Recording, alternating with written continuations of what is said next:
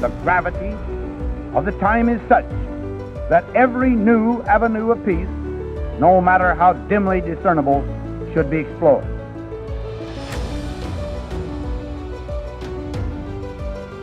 Never before in history has so much hope for so many people been gathered together in a single organization.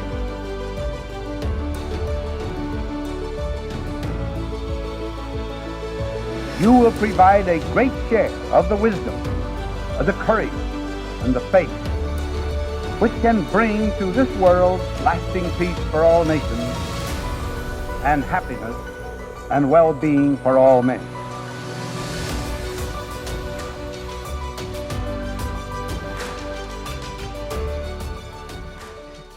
So we're here today on Titans of Nuclear with Jeff Chamberlain, who's a deputy at the US National Nuclear Security Administration's Material Management and Minimization Office. Jeff, great to have you here. Great to be here, Brett. Thanks. Awesome. So, as we like to do, before we get into the very weedsy topics, we'd just love to hear a little bit about you. Maybe you tell us, where you came from and how you got into the sector. Sure. So I grew up in a small town outside of Boston, about 30 miles northwest of Boston, called Groton, Massachusetts. I was born and raised there, and I did my education up in the Boston area, and then eventually, after graduate school, as many people do, migrated down to the DC area in 2003, and I've been here ever since. Well, okay. Well, what topics were of interest to you? How did you decide what to study, and what your early career was focused on? Well, I came from a family of teachers, and my dad was a middle school social studies teacher for 39 years. And so I always had a lot of history and social studies type stuff in my house growing up. And so I studied political science as an undergrad. And then after living abroad for a couple of years, I came back and went to grad school for an international relations degree. So I security studies and international law at graduate school. So kind of a generalist degree.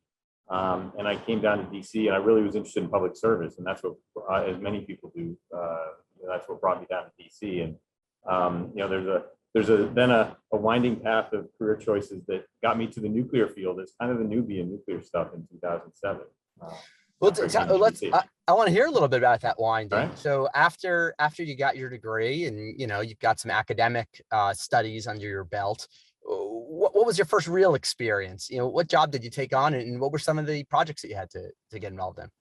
So I came into the government as a presidential management fellow, and had the opportunity early on to do a 3-month rotation at the Office of Management Budget in the White House complex, and then ended up back there in a full-time job after I did the rotation. And so I was working at OMB as their program examiner for Army investment programs, and at the time the OMB examiner for the National Nuclear Security Administration sat across the hall from me. And I was looking to, at some point, move out of the 35,000-foot view level of government that OMB provides, which is a fantastic experience, but really get down into program management. And I was, poking around on job postings one day, and I saw this job posting that kind of set the light bulb off in my head of, I was like, oh, that's why I went to grad school. I didn't know it at the time, but that's why I went to grad school, for what I went to grad school for. And it turns out it was a posting for an NNSA job in what was then the Global Threat Reduction Initiative. And they were looking for a certain skill set that matched some of the stuff I was doing at OMB. I talked to the OMB examiner at the time, and she said, oh, this is an up and coming program and a really great place to be, and recommended it. And so I was lucky enough to apply for the job and get accepted, but without a lot of background in kind of the weeds of nuclear affairs. So I had a lot of other skills, but the nuclear stuff was very new to me in a lot of ways. And so what were the issues? What were the pressing issues when you took on this new role? What did they have you working on? Yeah, so it was actually the program we were renamed when we reorganized in 2015, but it was really a lot of the programs that I'm now responsible for managing with my team now. And so that was in late 2007 that I went to NNSA, and at that time it was still fairly soon post 9/11, and the Global Threat Reduction Initiative and NNSA were really focused on securing vulnerable nuclear materials around the world, weapons usable nuclear materials in civilian applications, so that they couldn't fall into the wrong hands and be used for malevolent purposes against the United States or our international partners and allies. So there was a big focus on securing vulnerable nuclear material at the time. Securing vulnerable nuclear materials, what would that be? I mean, would that just be like research reactors that had higher level of enrichment in the core?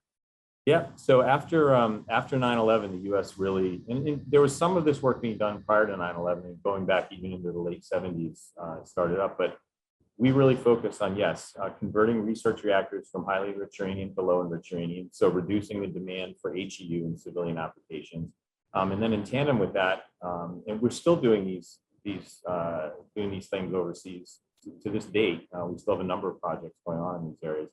Also removing nuclear material from countries, trying to clean countries out of highly enriched uranium in their research and civilian applications while helping them be able to do those things with low enriched uranium. And then we return the HEU either to the United States or we work with the Russian Federation to do that. Are there other applications other than research reactors where you had highly enriched uranium, like, I don't know, like a medical this or that? Yeah, yeah, actually, that's a great question. Yes, we also have worked very closely over the last 10 years to convert the global production of molybdenum-99, critical medical radioisotope used in thousands of patient procedures a day here in the US. We've worked with the global producers of Moly-99 to convert their production from HEU to LEU. And we're also supporting US companies to stand up non-HEU based Moly-99 production here in the United States. And maybe like if we can just kind of like rewind in history a little bit, how come we were so free to just let highly enriched uranium around the globe before? Obviously they knew that, we built a bomb, so they knew that this kind of stuff can be, used in malicious ways, but they didn't think it was that much of a risk, I guess, before. What was the operating theory then? And I understand 9/11 happened, but like what actually changed about the threat mode that precipitated this type of action? Yeah, well, so I mean, it goes back to the Atoms for Peace program, and the U.S. exported metric tons, a lot of metric tons of highly enriched uranium between the 50s and the 80s to support countries to stand up peaceful nuclear programs, in exchange for not standing up weapons programs. And that was a very successful program and made all the sense in the world at the time. And I think with, the nonproliferation treaty in the 70s and our conversion program actually started in the late 70s. And the U.S. kind of started dipping its toe into the waters of, hey, we should be figuring out ways to, help research reactors operate with LEU.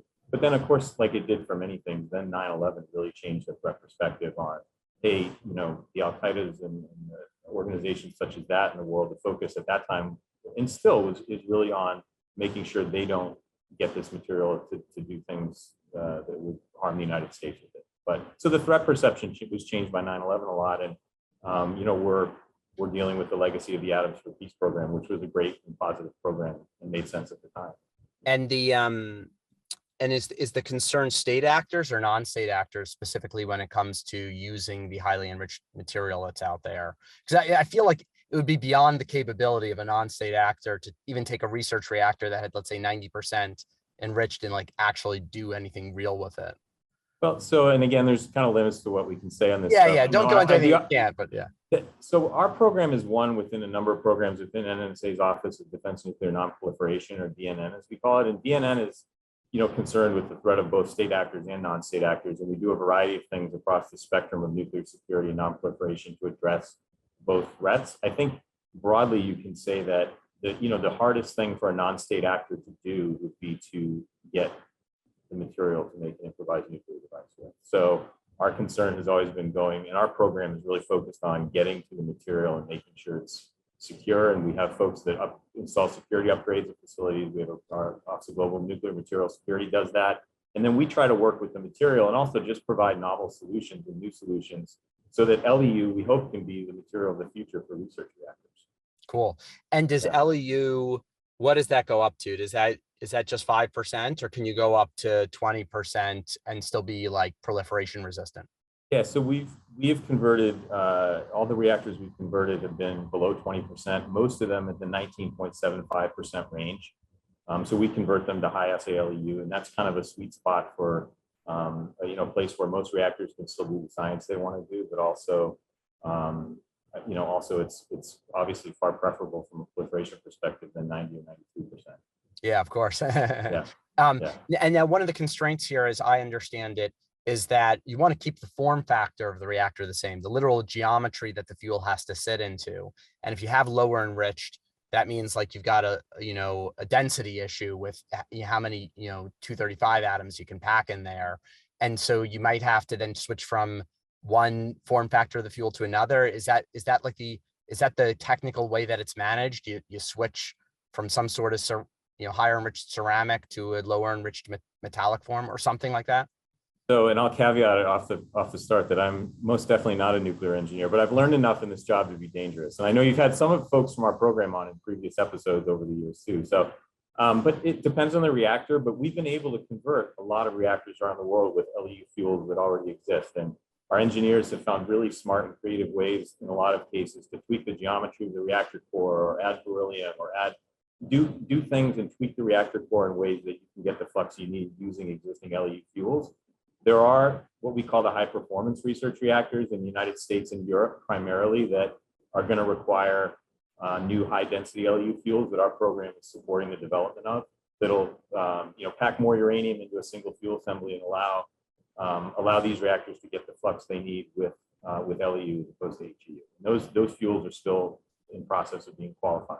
And has there ever been a consideration of saying, instead of swapping out the fuel, we're just going to build you a brand new building. It's going to have the latest and greatest in security. It's going to be like, we'll invent a new type of like low enriched pool type reactor. So we'll just give you a new reactor and a new building and a new security protocol all together. We'll build it on the same campus. We'll tear down what you got. We'll build it on the same campus, and it'll be better than ever. And, maybe it won't even cost that much because we'll just do the same thing every time. Like this will be our standardized, let's give them a research program building.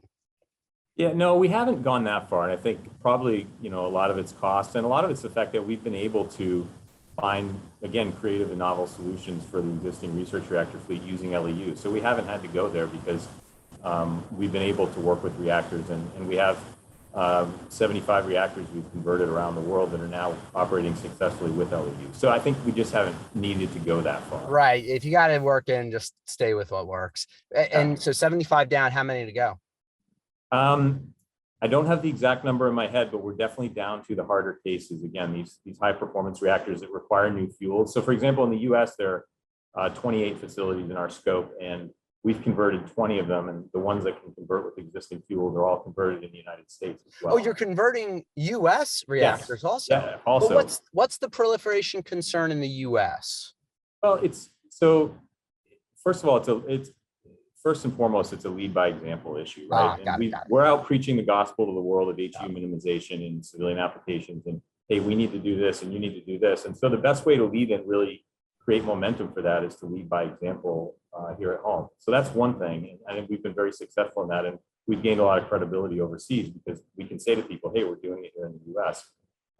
Also, HEU is a finite resource. It's not going to last forever. We don't have an HEU enrichment capability. So long-term too, there's a materials issue with highly enriched uranium. It's hard, and it's going to, it takes more to enrich HEU than it will the high assay LEU, for example. Yeah, absolutely. Cool. Okay, great. Anything else on that overhaul program that we should cover? No, I don't think so. I think, and we may touch upon some more of it as we go into the other stuff, but we're proud of it, and I think we have a great team that does great work. Yeah, no, it's great. And I think it's probably a lot of fun for how many reactor designers out there actually get to design reactors that then get built, because in the academic world, there's so many paper reactors and it's all fantasy, but this is like a chance for like a real core designer to do like something really novel and see it implemented in practice. Like how often does that happen? Absolutely. These projects, we found the facilities love them because it's a unique once in a lifetime project for the facility. And I'd also add that our program in the US has produced dozens of PhD students and nuclear scientists and engineers who have done work on our program. So we're proud of the contribution we've made to kind of nuclear education and the next generation of nuclear experts in the complex. I think just for that reason alone, it's probably a worthwhile, or it's definitely a worthwhile program, I should say. Oh yeah, we think it's definitely worthwhile. Yeah. Oh, but there's just one more little quick question on that topic. Sure. Does the host country get to participate in the reactor redesign also? Absolutely, very much so. We're a cooperative program. Obviously, it may be an obvious point, but we only work with countries that allow us in and want to partner with us. And so It's a very iterative process. You know, we have our experts at Argonne National Laboratory and the other national laboratories that you know, do safety analyses and excuse me, you know, all of the thermal hydraulics and neutron physics work, but a lot of the original work is done by the facility experts themselves, and then it's an iterative process between them and our laboratory experts to go back and forth, validate each other's modeling, validate each other's calculations, and work to make sure that yes, the LEU fuel we're going to put in there is going to work. We can get it approved by the regulator. It's going to be safe, and it will do the science, enable the facility to do the science they want to do. So it's a very kind of cool, iterative, intellectual, academic process to convert a reactor. Cool. Yeah, I love it. Double thumbs up from me. Yeah. All right. So next project, what else are you working on? So in very close connection with everything we just talked about, but also with the larger portfolio of programs I mentioned within the DNN, within the NNSA Office of Defense Nuclear Nonproliferation, you know, we identified a couple of years ago that, hey, with the oncome of the advanced reactor industry, it's really important to figure out how to engage our NNSA and DNN programs with advanced reactor companies and vendors. And this kind of goes to this, I think, you know, maybe we can say, you know, gap in some respects that's existed at times between the nuclear energy and nonproliferation communities over the years. And so, you know, we think it's important that we work and that we engage and work with companies to make sure that safeguards and security and export controls are all being considered by US companies as they develop advanced reactor technologies and look to especially export them, which is where we come in because we're an international program by nature. And so a couple of years ago, we identified that we really wanted to start engaging with this community. And we actually had a funny interaction I did at a coffee break at an industry group presentation we made. And one of the companies came up to me, and a representative of a company came up and said, "Hey, we're really glad NNSA is here because you guys are kind of a mystery to us. And we don't know much about you." And so we've undertaken an effort in DNN, and this is across all of our program offices, not just the one I work in my day job too, over the last couple of years to really kind of try to demystify NNSA, and that's an ongoing process, but to really promote cooperative engagement with industry because we support the successful deployment of US advanced reactors. It's going to be good for nonproliferation. It's good for our international relationships. It's important for us to have those long enduring relationships with countries around the world that nuclear energy provides. So we want to help this community and support them. And we have a lot of skills and expertise developed over the last few decades doing what we do that we think can support what they're trying to do. So what's the manifestation of this? How is this taking form, this extra support? So we've been excited to announce recently via press release, and we've been making the rounds with industry to let them know about it. What we call our US Nuclear Nexus web portal that has been developed and is being managed for us by Argonne National Laboratory. And it's a portal we developed to facilitate that deeper and broader engagement between our programs and advanced reactor companies, especially. So what's the website? Just in case people are following along and they actually want to go to it and visit it as we're talking. This is the US Nuclear Nexus. What's the website? It's anl.gov/nuclear-nexus.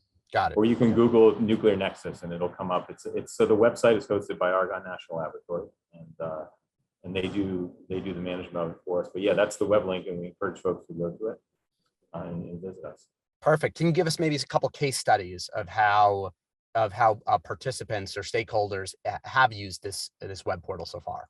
Sure. Well, it's really new, so we're still, you know, we've been really encouraged early on by the number of hits we've gotten. We're getting early on around 1,000 hits a day, and we're in the hundreds every day now. So that's been really encouraging. And what companies can do is they can come to the site, and right now it serves a couple of purposes. That it's a repository of information on safeguards, security, export controls, proliferation resistance for companies. So especially newer companies that may not be used to working with the federal government or especially NNSA can come and just get basic information on things they should be considering in terms of safeguards and security. But then the second function is also there's a very user-friendly you know, function where they can contact us, and they can contact through Nexus to say, hey, I have this question about safeguards, or I need to know X about security. And the way we've set up the website is to basically say, hey, I'm an A and I'm looking for B, or I'm X and I'm looking for Y. And the website's goal is to help facilitate their connection with our experts in NNSA in the laboratory complex to get the information they need to help them move forward. Very cool. And what are some of those topics that are covered? Give me kind of like the high level, big branches of types of information people are searching for. Sure. So international nuclear security is a big one, and in also international nuclear safeguards, and those are two areas where especially we want to urge companies to engage with us early in their design processes. And actually, can you just for maybe some of our newer audience that doesn't understand the distinction between the two, can you just spell out what is security and then what is safeguards? Yeah, and I'll say this in my layman's terms, because I'll admit I don't work in either on a day-to-day basis, and I'll defer to our experts to correct me if I'm wrong. But security is a wide suite of things in terms of securing a facility, both physically, but in cybersecurity, looking at insider threats and sabotage, and so the whole spectrum of things that we consider ensuring that that material can't be used or diverted for malevolent purposes, and that the facility is secure. Safeguards is actually our ability to count the material and track the material in the facility and know if it's gone missing or not. And so the two are very complementary, but that's a really good question. And I'll apologize in advance to my folks in NNSA if I botch their official definition. But that's the basic. As far as I understand it, and maybe you can just correct me if I'm wrong, security is about protecting the facility from some sort of intrusion or attack of any sort. And then safeguards is about protecting the use of the material, making sure that the material isn't used in a malicious way. Making sure that we know we can account for it all and know if something has gone missing, we'll know. And safeguard is designed to let us know.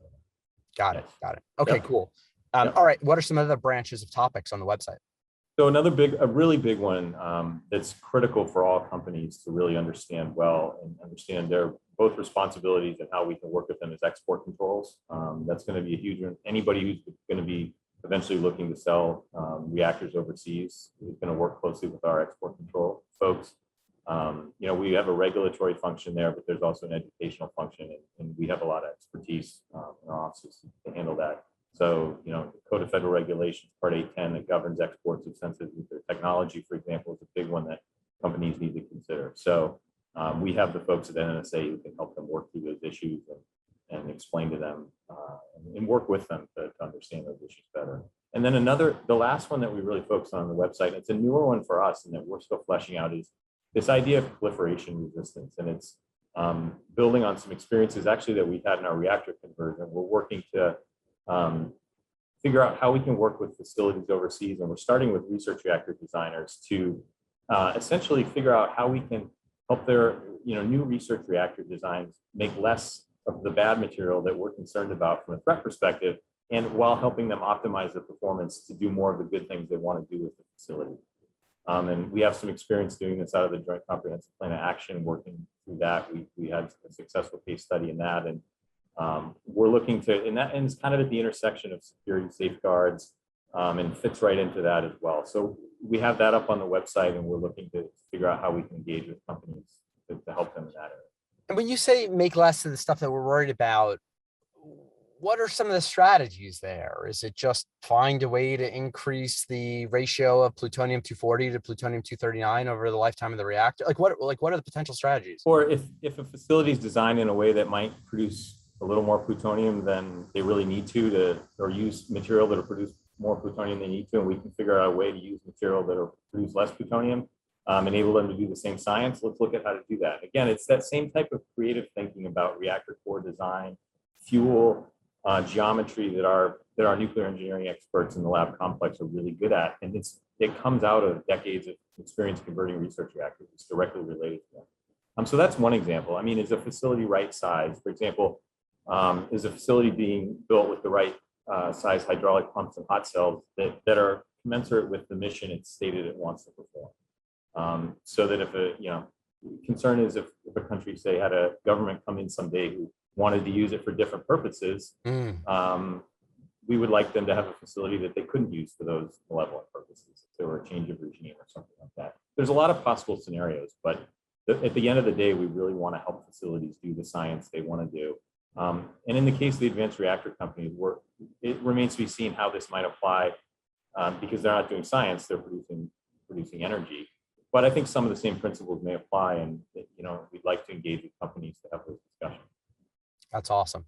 Yeah. Okay, cool. And that's part of the broader function of your organization, not just the website. The website, Right. the portal helps put person A and person A from the private sector and person B from the government in contact with each other, has a list of topics, but then at the end of the day, it's that direct communication once they're together that's going to really help the commercial sector understand what the requirements are.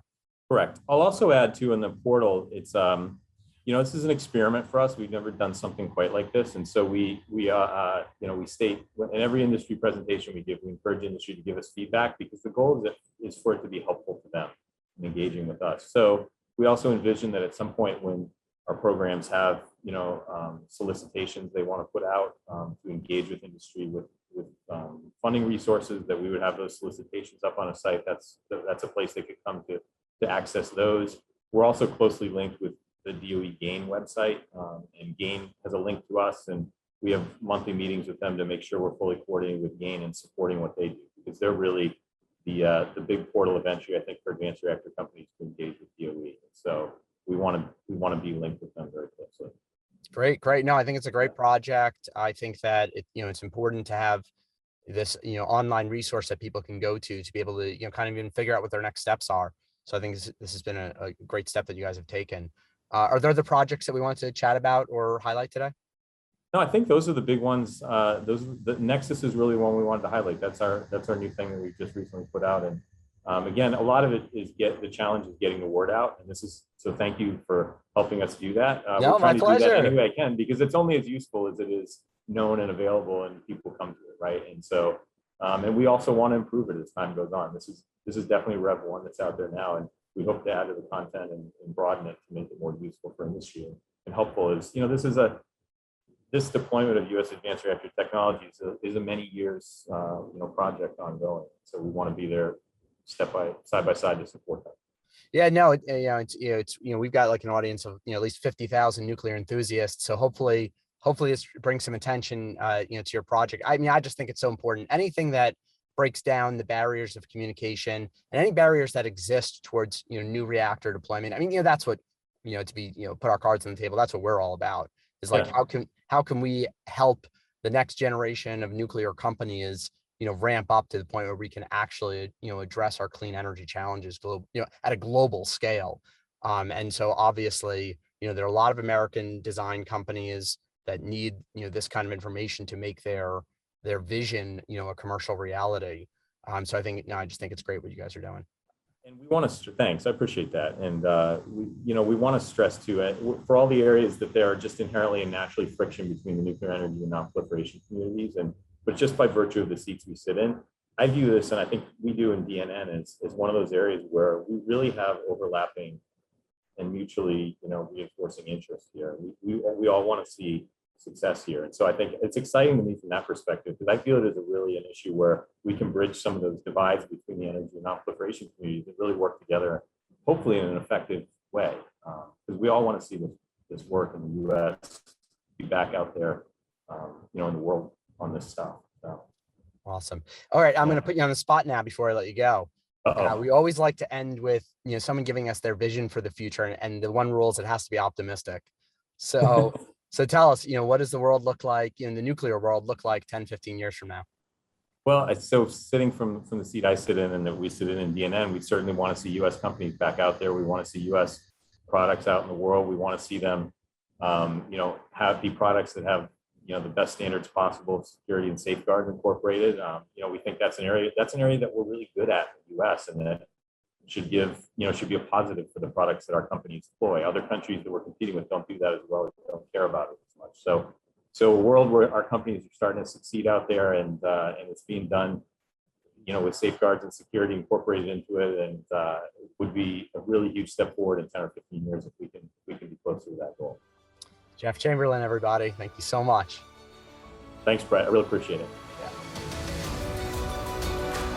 And initiate at least a new approach to the many difficult problems that must be solved in both private and public conversation if the world is to shake off the inertia imposed by fear and is to make positive progress toward peace.